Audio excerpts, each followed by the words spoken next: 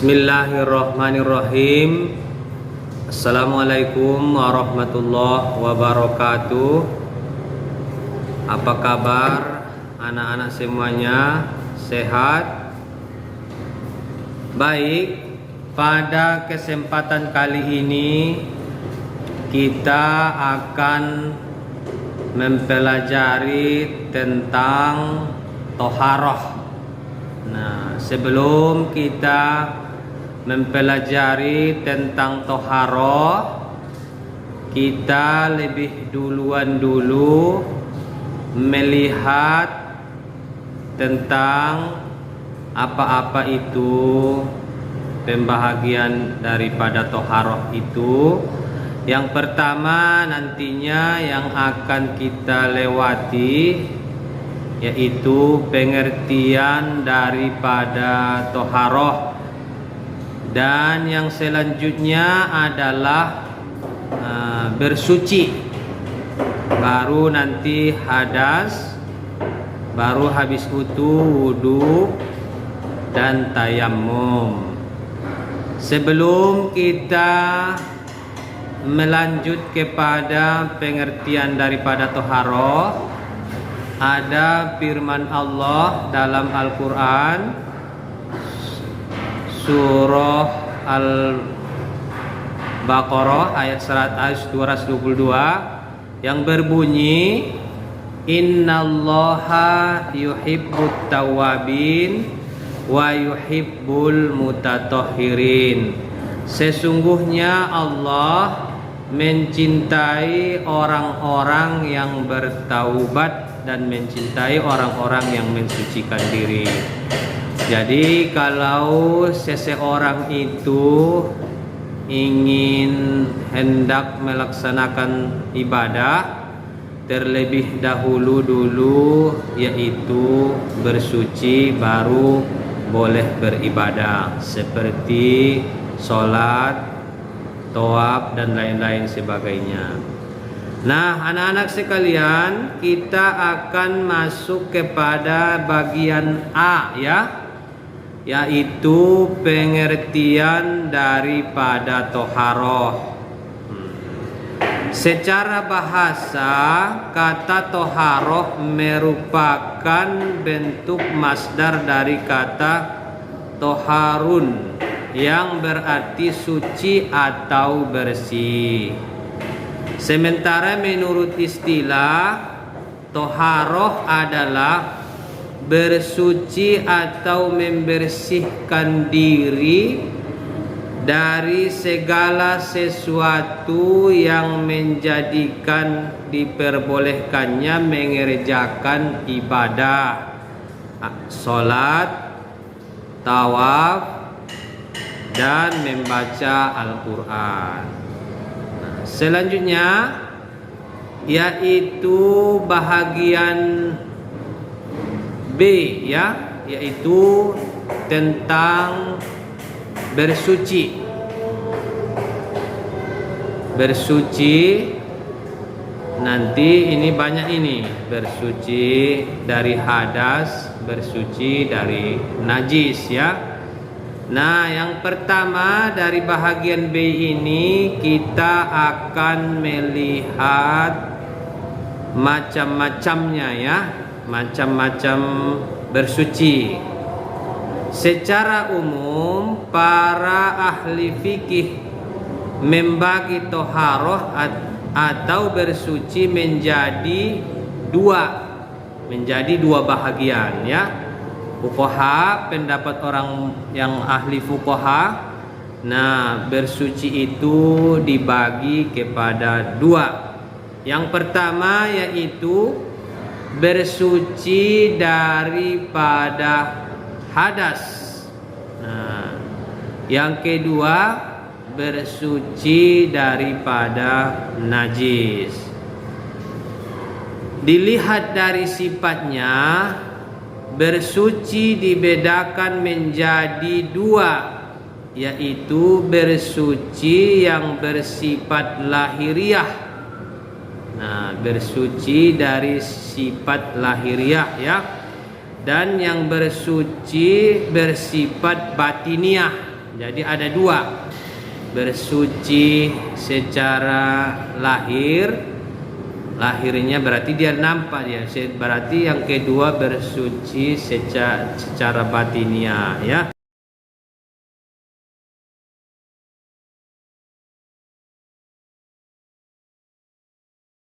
Bersuci yang bersifat lahiriah yaitu membersihkan badan, pakaian, tempat tinggal lah maksudnya, segala kotoran atau najis. Sedangkan yang bersuci bersifat batiniah adalah membersihkan jiwa dari segala kotoran yang buruk, berupa segala dosa, maksiat seperti syirik, takabur, hasud dan lain-lain sebagainya.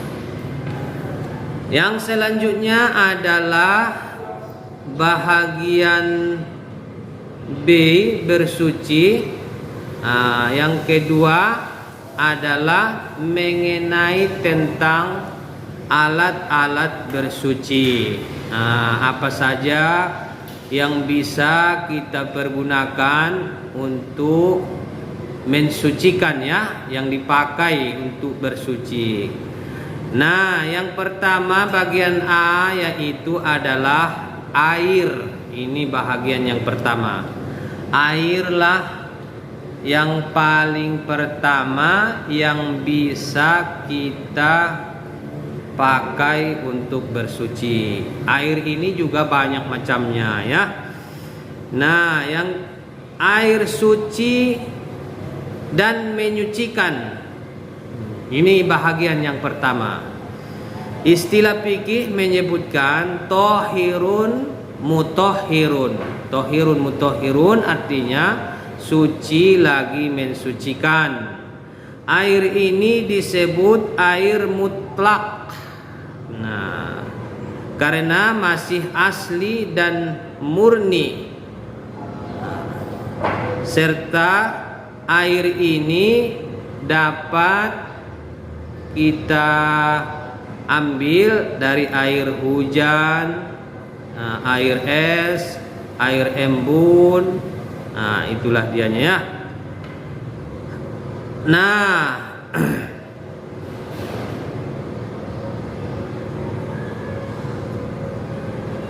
yang nomor dua adalah air suci dan tidak menyucikan. Nah, apa itu? Merupakan air zatnya yang suci tetapi tidak sah digunakan untuk bersuci. Air suci yang telah dicampur dengan benda suci lainnya hingga berubah salah satu sifatnya, seperti air teh, kopi dan lain-lain sebagainya. Air mustakmal, ini juga air yang suci tapi tidak bisa mensucikan. Air mustakmal itu adalah air sedikit yang telah digunakan untuk bersuci walaupun tidak berubah sifatnya. Nah, selanjutnya air mutanajis. Ini bahagian selanjutnya ya. Air mutanajis, air yang terkena najis. Baru selanjutnya air musammas, air yang menjadi panas seperti besi, air yang dipanaskan matahari dan seterusnya. Selanjutnya yang boleh dipakai alat untuk bersuci itu setelah air yaitu adalah debu ya, debu tanah. Debu atau tanah digunakan untuk tayamum sebagai pengganti wudhu. Tayamum dilakukan jika tidak ada air atau berhalangan memakai air. Misalnya karena sakit atau musafir. Musafir tidak di tengah padang pasir, tidak sulit mencari air, tidak ditemukan air, maka bolehlah bertayamum. Tayamum itu ganti daripada wudhu. Bolehlah dia melakukan menghilangkan hadas kecilnya dengan memakai debu atau tanah yang suci ya, atau debu yang suci. Yang seterusnya yaitu yang boleh dipakai setelah air, setelah debu. Kalau tidak ada air, debu, baru adalah batu yang suci ya. Batu dapat digunakan untuk bersuci atau beristinja ketika tidak ada air. Istinja yaitu membersihkan dubur setelah buang air besar. Jumlah sedikitnya 3 batu. Selain itu tidak boleh menunggu najis hingga kering, sebab akan sulit untuk dibersihkan.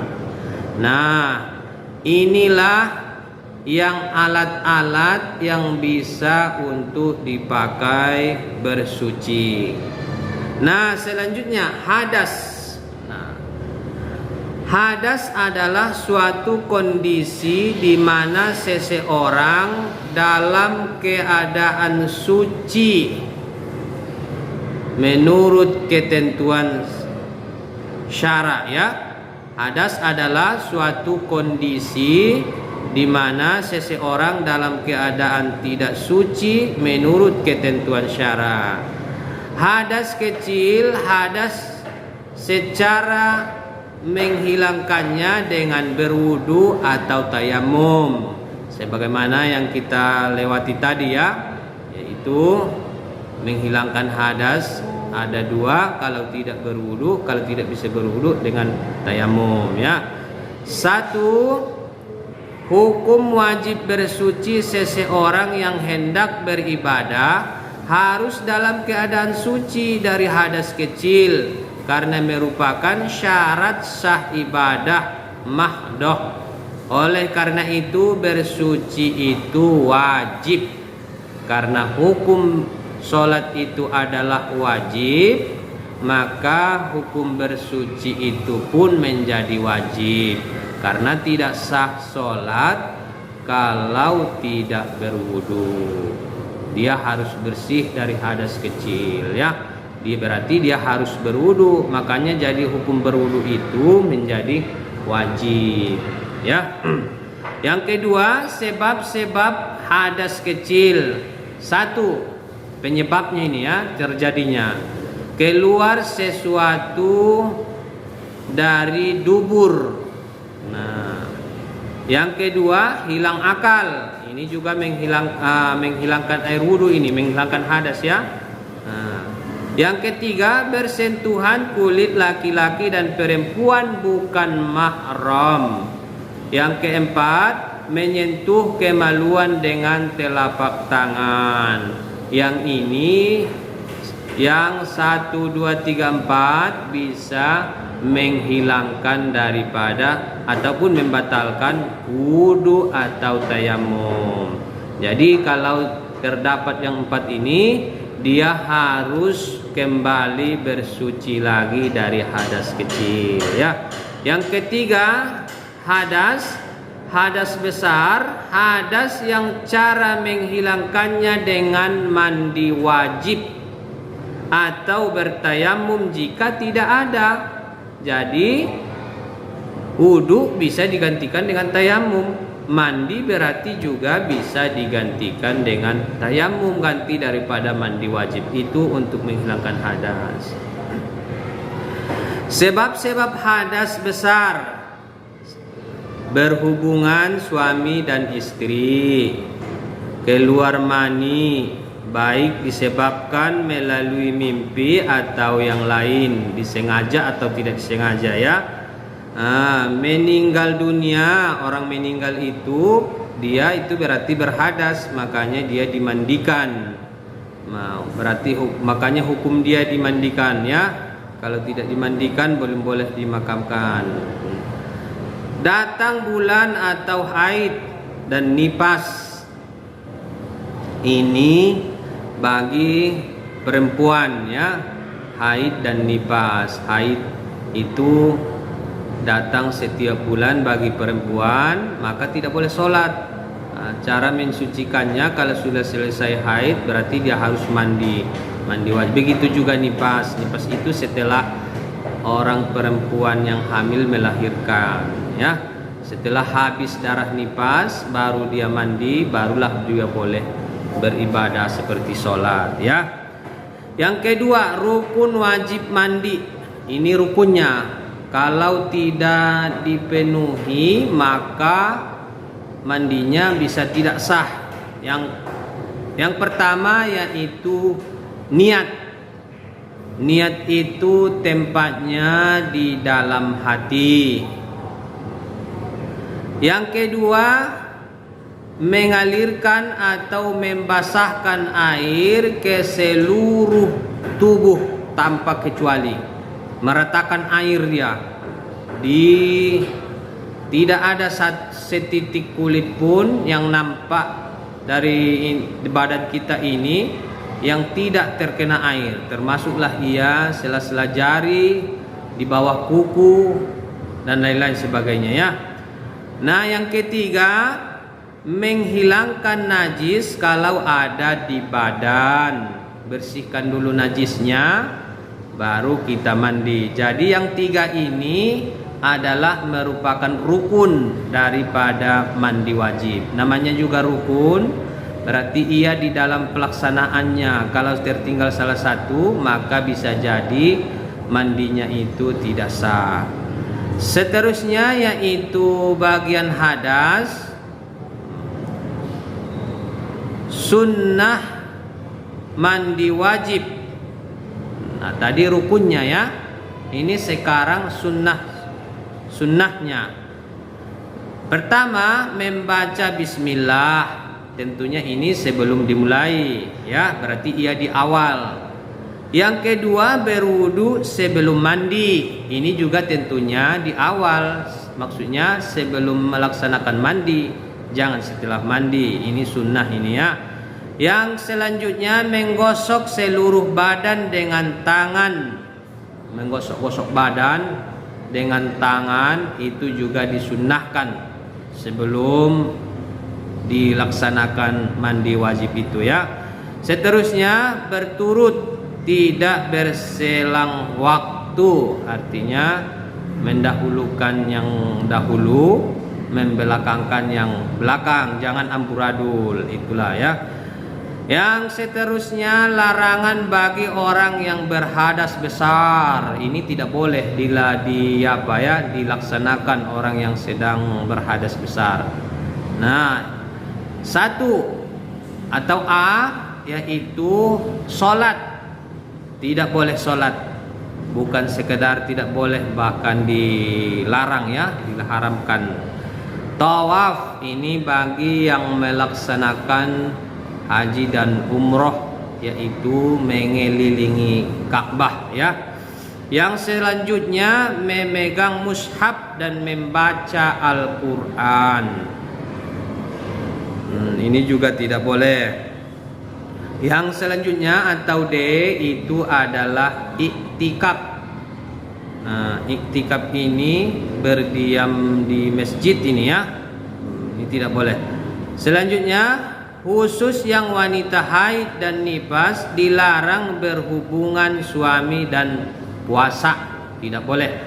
Walaupun sekalipun sudah nikah suami dan istri, maka itu hukumnya haram.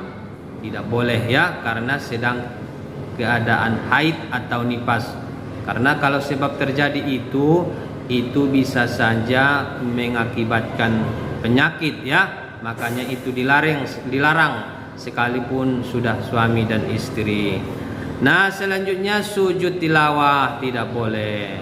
Inilah larangan yang tidak boleh bagi orang yang sedang berhadas. Berhadas ya. Nah, selanjutnya yaitu tentang najis. Secara bahasa, kata najis merupakan bentuk fa'il dari kata najasan yang berarti kotor. Jadi najis itu adalah kotor. Kalau kita sebut biasanya itu adalah kotoran ya. Sementara menurut istilah, najis adalah suatu yang dianggap kotor oleh saya. Adapun yang termasuk najis disepakati oleh imam mazhab yang 4, yaitu Imam Syafi'i, Imam Ahmad bin Hambal, Imam Abu Hanifah, dan Imam Malik. Nah, yang pertama adalah tinja. Itu. Yang kedua adalah mazi. Yang ketiga adalah madi. Yang keempat adalah darah binatang. Yang kelima muntah. 6 adalah air kencing. 7 madi. 8 darah binatang. Nah, ini sebenarnya masih banyak lagi nih selain daripada ini yang termasuk kotoran ataupun najis itu ya. Tapi tadi sudah diperincikan di sini secara global ya. Nah, sesuatu yang yang jorok itu juga bisanya najis itu ya. D daripada najis, satu macam-macam najis. Najis muhaffafah. Ini artinya adalah najis ringan. Muhaffafah itu artinya ringan. Najis ini yaitu kencing anak laki-laki di bawah umur dari 2 tahun ya. Yang bagian kedua yaitu najis mutawassithah. Najis mutawassithah merupakan najis yang tergolong sedang. Mutawassithah itu artinya sedang atau pertengahan. Seperti darah, nanah, muntah, bangkai, minuman memabukkan. Najis ainiyah adalah najis yang kelihatan wujudnya. Ini bahagian daripada najis mutawassithah.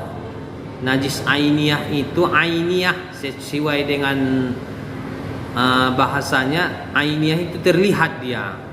Nah, ini yang pertama ya. Yang kedua, najis mutawassithah itu najis hukumiyah. Najis hukumiyah yang tidak terlihat wujudnya. Lawan daripada ainiyah tadi. Kalau ainiyah dia terlihat, kalau hukumiyah dia secara hukum dia najis tapi tidak bisa dilihat. Nah, yang selanjutnya najis mughallazah merupakan najis yang tergolong berat, yaitu najis dari anjing, babi, baik jilatannya atau kencing, kotoran, daging, tulang, darah, bangkai. Cara menyucikannya dengan membasuh sebanyak 7 kali. Salah satu dari basuhan 7 kali itu disertakan dengan tanah. Nah, begitulah cara menyucikan mughallazah itu. Mughallazah itu artinya berat. Jadi dia berat juga menyucikannya sempat 7 kali. Salah satu dari yang 7 itu bercampur tanah. Ini namanya haram ini ya, haram bizatihi ini ya. Nah, yang selanjutnya yaitu tentang wudu. Nah, secara bahasa wudu berasal kata Tawaddo yatawadda wudu, artinya bersih atau indah. Sedangkan menurut istilah wudu adalah membersihkan anggota tubuh dengan air yang suci, menyucikan untuk menghilangkan hadas kecil. Untuk menghilangkan hadas kecil berdasarkan syarat dan rukun. Syarat-syarat wudu. Nah, syarat-syarat wudu yang pertama Islam, itu syaratnya. Yang kedua mumayyiz. Yang ketiga menggunakan air yang suci dan menyucikan, seperti yang kita lewati tadi ya. Tidak dalam keadaan berhadas besar. Tidak ada yang menghalangi sampainya air pada anggota tubuh yang dibasuh, seperti cat, getah, dan sebagainya. Jangan ada kulit yang terhalangi. Kalau terhalangi berarti dia tidak memenuhi syarat berwudu dia ya. Harus dihilangkan dulu kalau ada nempel cat di kulit kita. Nah, selanjutnya wudu, rukun wudu. Rukun wudu adalah bagian dari wudu yang menjadi tiang penyangga utama. Tadi rukun mandi, sekarang rukun wudu ya. Yang pertama adalah niat. Tentunya niat ya. Berarti ini di awal ya, ketika hendak membasuh muka. Yang kedua adalah membasuh muka. Setelah niat berarti muka dibasuh ya. Kalau muka itu dari tumbuhnya ujung rambut kepala sampai ke bawah dagu. Kalau sebelah dari samping dari telinga kanan sampai kepada telinga kiri. Yang selanjutnya adalah membasuh kedua tangan sampai kedua siku. Berarti dia duluan dari ujung jari dari ujung jari tangan sampai ke dua siku. Ini menurut aturannya ya. Jangan dari siku duluan baru ke ujung jari kaki. Selanjutnya adalah mengusap sebagian kepala atau sebagian rambut ya. Selanjutnya membasuh kedua kaki sampai mata kaki. Berarti dia dari ujung jari kaki duluan sampai dia kedua mata kaki. Itu berarti peraturannya ya. Dia dari ujung jari, jangan dari mata kaki duluan baru ke ujung jari. Nah, selanjutnya adalah tertib, sama seperti yang saya bilang tadi, mendahulukan yang dahulu, membelakangkan yang belakang.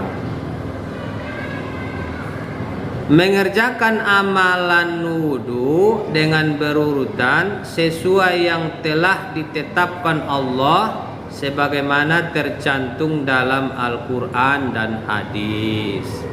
Kalau ini firman-Nya ada di surah Al-Maidah ayat 6 ya. Selanjutnya yaitu tayammum.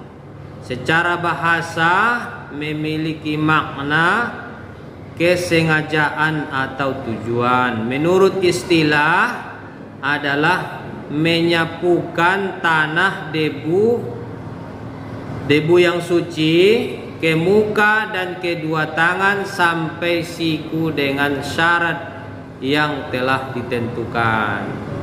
Sebab-sebab tayamum: satu, karena sakit. Nah, yang kedua dalam perjalanan. Yang ketiga tidak menemukan air. Selanjutnya yaitu tayamum. Syarat-syarat tayamum: ada halangan sehingga boleh tayamum. Misal sakit, tidak dapat menggunakan air. Yang kedua sudah masuk waktu sholat. Yang ketiga sudah diusahakan mencari air, ternyata tidak dapat, benar-benar tidak ada air. Itu dianya. Yang selanjutnya menggunakan debu atau tanah yang suci. Yang selanjutnya yaitu menghilangkan najis sebelum melakukan tayamum. Inilah syarat-syarat daripada tayamum yang harus dipenuhi ya. Selanjutnya yaitu rukun tayamum. Niat, menyapu muka dengan debu, menyapu kedua tangan sampai siku dengan debu. Yang seterusnya yaitu tertib atau berurutan. Selanjutnya yaitu sunnah daripada tayamum, membaca basmalah, tentunya ini di awal ya, meniup debu dari telapak tangan agar debu yang menempel tipis. Ini sunnah juga ini ya. Mendahulukan anggota badan yang kanan daripada yang kiri. Berarti kalau tangan, mendahulukan tangan kanan baru tangan kiri. Membaca doa setelah tayamum sama seperti doa setelah wudu. Hal-hal yang membatalkan tayamum. Nah, ini ada 3 ya.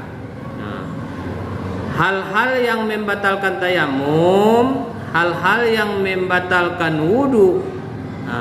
Semua yang membatalkan wudu itu adalah membatalkan tayamum. Ya, yang kedua ada air sebelum mulai sholat, terlihat dia air atau terdengar. Tadi sebabnya dia bertayamum karena tidak ada air, maka batal kalau sudah terdengar suara air sebelum melakukan sholat yang dipardukan itu. Yang selanjutnya adalah murtad, keluar dari agama Islam. Jadi inilah pembahasan kita sekitar tentang toharoh, menghilangkan najis, menghilangkan hadas dengan cara berwudu atau bertayamum dengan cara mandi. Inilah yang dapat kita sampaikan, mudah-mudahan bermanfaat. Ini saja. Assalamualaikum warahmatullahi wabarakatuh.